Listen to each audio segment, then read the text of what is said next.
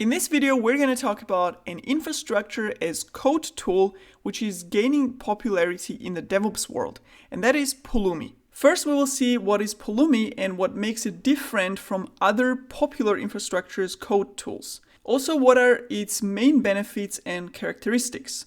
And then we will see how Pulumi actually works in practice by writing a simple Pulumi project to first create an S3 bucket in an AWS account, and then a more realistic example of provisioning an EKS cluster. When writing infrastructure as code scripts using all these other tools, you usually have to use a domain-specific language of that tool or YAML or JSON format, which is something that a lot of tools use. And that is great because it's easy to read and easy to define resources you want to create, etc. But what if you need to add some more logic in there, like conditionals? For example, saying create this EC2 instance if this condition is met. Or use loops, like I want to create 20 EC2 instances with the same configuration. Or what about reusing the logic, like all 20 instances with this shared configuration plus some specific configuration for each one of them? So if you want to use this kind of logic, it gets actually pretty complex in such formats. Now, all of these logical operations and loops, reusing blocks of code, etc., is a natural part of any programming language, right? So writing the same infrastructure as code logic in a programming language would obviously make writing more complex code easier and cleaner. And that's exactly what Pulumi did. Pulumi allows you to write infrastructure as code in a programming language. Now, which programming language is that? Well, you can actually choose whichever language you want to use with Pulumi. You can write it in Node.js, in Python, .NET, etc. So instead of having to learn a new syntax or a DSL or new language, you can use the language you're most proficient in and use it to also write infrastructure as code. Okay, now you may be thinking, cool, I can use a programming language to write infrastructure as code, but what other clear advantages do you actually get by being able to write infrastructure as code in a programming language of your choice? Well, if you are a Python developer, for example, you're probably already using the most fitting IDE for Python, like PyCharm. Maybe you have installed all the plugins for that language that makes it easier for you to write Python code. You have configured linters that tell you immediately if you have errors in your code or give you warnings about your code quality. Plus, you know all the main libraries you can use in your code from Python. So basically, you know the whole ecosystem of that language and the tools that you can use with it. And that means you can use all that same ecosystem and the tool set, as well as your expertise in that language, to now write infrastructure as code. And this can make your work much more efficient. Another thing that we see emerging and becoming a standard in DevOps is treating our infrastructure as code exactly the same way as our application code. And that includes testing the configuration code, having unit tests, integration tests, etc. So with YAML and JSON format or a domain-specific language like HCL that Terraform uses, it's pretty difficult to write tests for these scripts. With Pulumi, obviously, you have the advantage of simply writing tests for your infrastructure as code as for your application code, using the same test libraries, same programming language, same editor, and so on. Now, this shift of using programming languages instead of YAML or JSON format allows developers to now also write infrastructure as code, which usually is seen as primarily a DevOps or operations team task.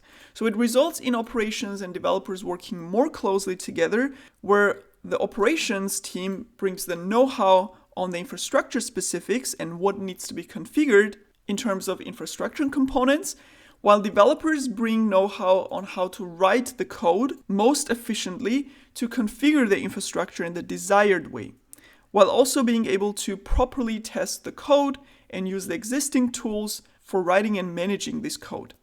Now that you know what differentiates Pulumi from other infrastructure as code tools, let's actually see how it works in practice. So in this part of the video, we're gonna create a simple Pulumi project in Node.js that provisions resources in our AWS account. First, we're going to create an S3 bucket as a simple example, and then we will provision an EKS cluster using Pulumi as a more realistic use case. So let's get into it. First, we need to install Pulumi, which is super easy. You have detailed guides here for each environment. So on Mac, I'm just going to do brew install Pulumi. Once Pulumi is installed, we'll create a new folder. In this folder, we're going to create a Pulumi project. And to bootstrap the project, Pulumi actually gives us a boilerplate code to get started with. And we can do that using simple Pulumi new command. So if I execute this in this new folder that we created, I have a choice of technology or programming language and platform combination, right? So we have the platforms like AWS, Azure, Google Cloud, Kubernetes, and then we have different programming languages that you can choose from. Since we're going to be creating resources on AWS using Node.js or JavaScript, I'm going to go with this option here and enter some project information, project name, description, stack name, AWS region. This is important because we're going to be creating resources in a specific region. I'm going to choose my region in Europe. And our project is ready to go. Now, if I do ls here, this folder was empty, and now I see a lot of files that Pulumi actually generated.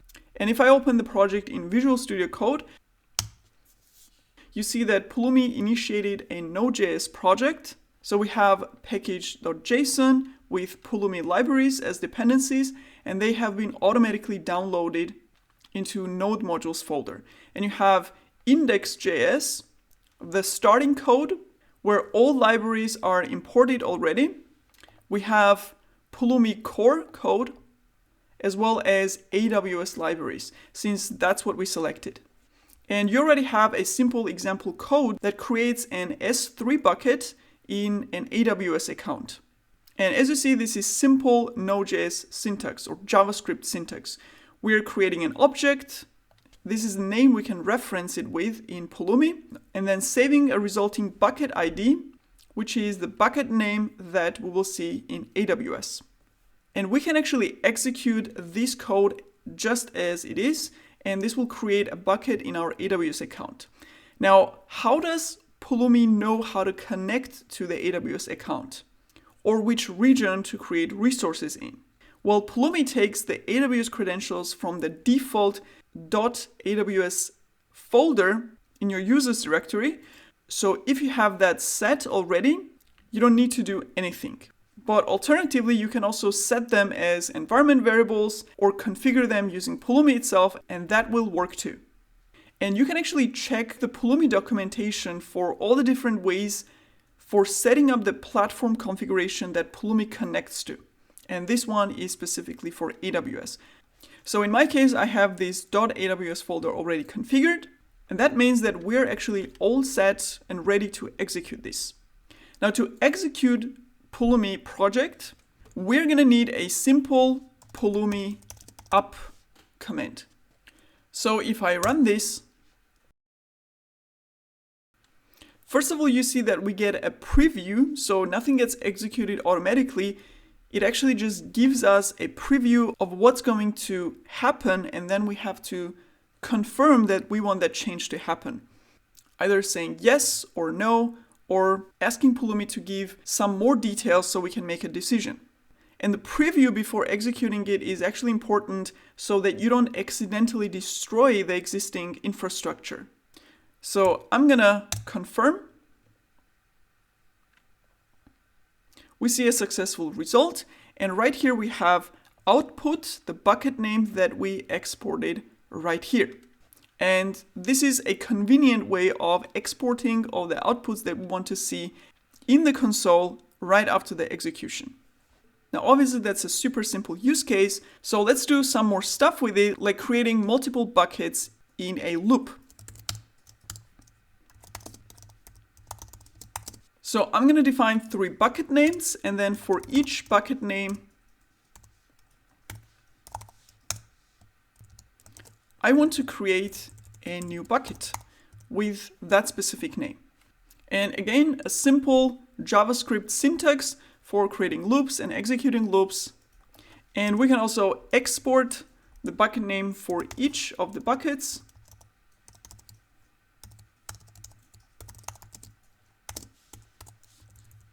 Simply like this, using our familiar JavaScript array, and then just export the whole array here instead of just one ID.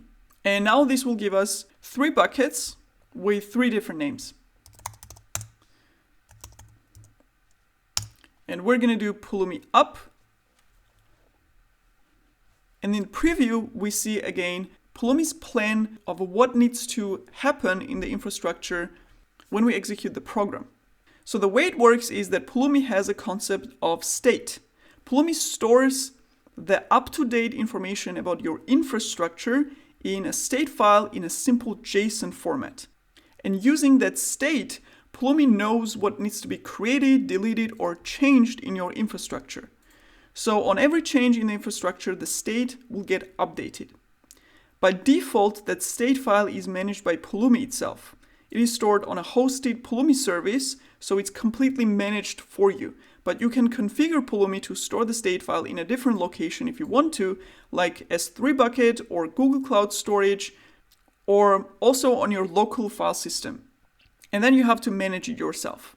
So using that state, Pulumi decided what changes need to be made in the infrastructure by comparing that current state, the most up-to-date state of the infrastructure, with the desired state that we define in our program or in our script, and plans how to get us from the current state to the desired state. And this is basically the plan. So we're going to confirm this. The old bucket will be deleted and 3 new buckets will be created. And you see the output now is an array of the bucket names that were created. You can also print the output separately with Pulumi stack output command, like this. Now, another cool thing that Pulumi gives you is Pulumi Console. So at the beginning of each execution, you have this link here. And if we open that link, it will show you the overview of that specific execution in this nice UI. And you see it's hosted by Pulumi itself on your account. And you have these activities as a list here, as a history. And for each activity, you have the changes in your infrastructure, as well as changes in your code that updated the infrastructure. So you have this super nice overview of history of your infrastructure changes, so you can track exactly what changes happened when and by which team member. Now, this is obviously a simple S3 bucket infrastructure. So let's do something more useful and create an EKS cluster with Pulumi.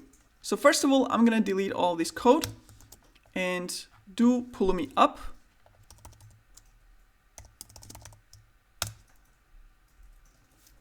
And Pulumi will clean up everything. So as you see, Pulumi is declarative, which means we just say what we want as a result, which in our case is we want no buckets, instead of telling Pulumi what to do, which in this case would be, please delete 3 buckets. So clear advantage of that is that we don't have to keep track of the infrastructure state to be able to tell Pulumi what needs to be done or changed in the infrastructure, because Pulumi does all of that for us. So I'm going to confirm. And now that buckets are gone, let's create an EKS cluster. And first, we would need an EKS Pulumi library for that. And we're going to define that in package.json as a dependency. And as you see, again, advantage of using the ecosystem of a programming language. In this case, editor is auto-suggesting the version of this EKS library without having to look it up. So I'm going to select it, do npm install to download the library, and we can now use it in our code. Now, to create an EKS resource, we first need to create a VPC for it, which is pretty easy. We just say new VPC and the name of that VPC. And you see an auto suggestion here, as we know them from programming languages, which I personally think is so helpful when writing code, because you don't have to remember all those function names, attribute names, etc. So that's a simple VPC constructor, and we need to set a CIDR block here, like this, which is going to be an IP address range for that VPC. So VPC definition is done. Now let's create an EKS cluster that uses that VPC. So we have the cluster name, let's call it cluster, and referencing other resources is super easy, just like we know it from programming languages. Name of the object and attribute, VPC ID. Let's also set the subnet IDs from the VPC and set the instance type to T2 medium. So generally, as you see, for each resource we want to create, after the resource name, we can pass these configuration options to override the defaults like CIDR block, VPC ID, instance type, etc. And finally, define the output we would need from the EKS, which is the kubeconfig file to connect to the cluster. So exports, and we can call it kubeconfig, and this will be the cluster.kubeconfig attribute. And this should actually be called cluster. That's our cluster variable name. And now this simple program is actually ready to be executed. And with Pulumi up, we'll get a preview of all the resources that this program will create. Let's confirm. And we'll have a fresh new EKS cluster in about 10 minutes. EKS cluster was created. Now going back to the Pulumi Console, if you click in the Resources tab here, you will see a list of resources in your infrastructure. So that's your current infrastructure state. And with the prefixes, you can differentiate actually which platform or which infrastructure part these individual resources belong to. So we have Pulumi resources here, we have AWS, and then sub resources like EC2 or IAM. And then you also have these Kubernetes resources. And next to some of the resources, you have these convenient links directly to that resource in AWS console. So you can view them in AWS directly. And next to the list view of resources, you have a graph view that will show you the connections between those resources as well as which components actually belong to or depend on the others, which is super cool because in our program, in our code, we just have these high-level components that we created, like VPC and cluster, and then all the stuff that gets created in the background underneath the VPC and EKS cluster is displayed in this overview. So you can see all the components that were actually created in the background in this hierarchical view. So as you see, Pulumi Console gives you this simple UI with the history of your infrastructure changes as well as a nice overview of your current infrastructure state. And finally, to clean all this up, to delete all the resources that you created, you can actually execute Pulumi destroy command. And it will basically just reverse the Pulumi up execution by destroying and cleaning up all the resources.